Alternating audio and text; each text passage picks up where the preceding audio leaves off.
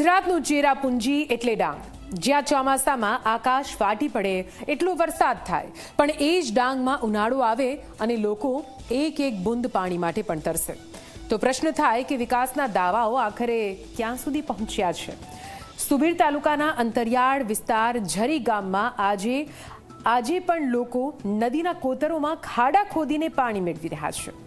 Null સે જલ યોજનાના મોટા મોટા દાવાઓ વચ્ચે સામે આવ્યો છે આ ચોંકાવનારો ચહેરો. આ ખાસ રિપોર્ટ જુઓ.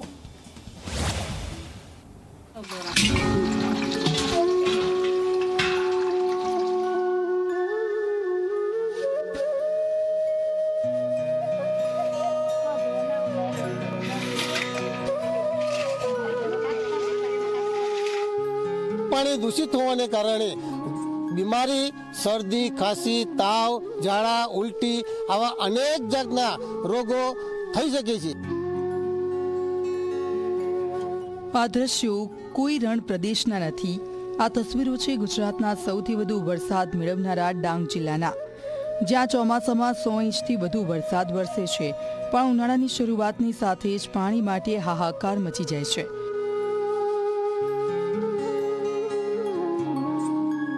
સુબીર તાલુકાના પૂર્વ પટ્ટી વિસ્તારમાં આવેલા ઝરી ગામમાં હાલ પરિસ્થિતિ અત્યંત ગંભીર છે.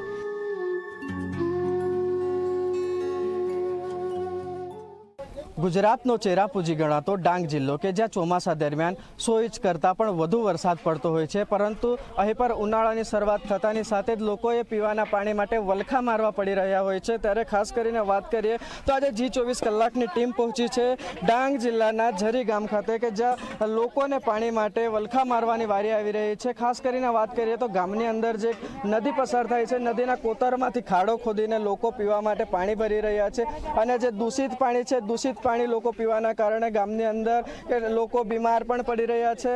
અને પાણી માટે વારંવાર તંત્રને રજૂઆત કરતા તંત્ર ધ્યાને ન લેવાના કારણે લોકોએ પાણી માટે ભારે મુશ્કેલ પડી રહી છે. આધુનિક યુગમાં પણ અહીંના લોકો નદીના પટમાં ખાડા ખોદીને પાણી મેળવવા મજબૂર બન્યા છે. કાળઝાળ ગરમીમાં મહિલાઓ અને નાના બાળકો માઇલો સુધી જંગલોમાં ભટકે છે અને પછી કલાકો સુધી રાહ જુએ છે કે ખાડામાંથી થોડું પાણી ઝરે.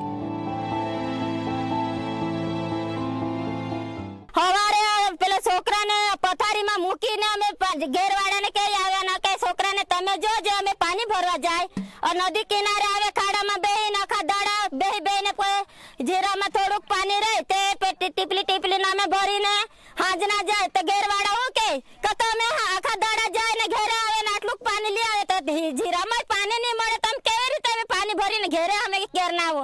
હાજના અમે આવે તેમ તે છોકરા બોરડતા છે પેલા ભેંસને પાણી ની કઈ નહીં પીવડાવવાના, ભેંસ બી આમાં બેહી રહે.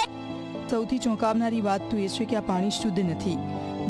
ડોહળું અને દૂષિત પાણી પીવાથી બાળકો અને વૃદ્ધોમાં બીમારીઓ ફેલાવાનો ખતરો વધી રહ્યો છે. સ્થાનિકોના આક્ષેપ છે કે જૂથ પાણી પુરવઠા વિભાગને લઈને કાર્યપાલક ઇજનેરની કચેરી સુધી અનેક વખત લેખિત અને મૌખિક રજૂઆતો કરવામાં આવી, પરંતુ તંત્રના બહેરા કાને લોકોની પીડા આતડાઈને પાછી ફરી રહી છે.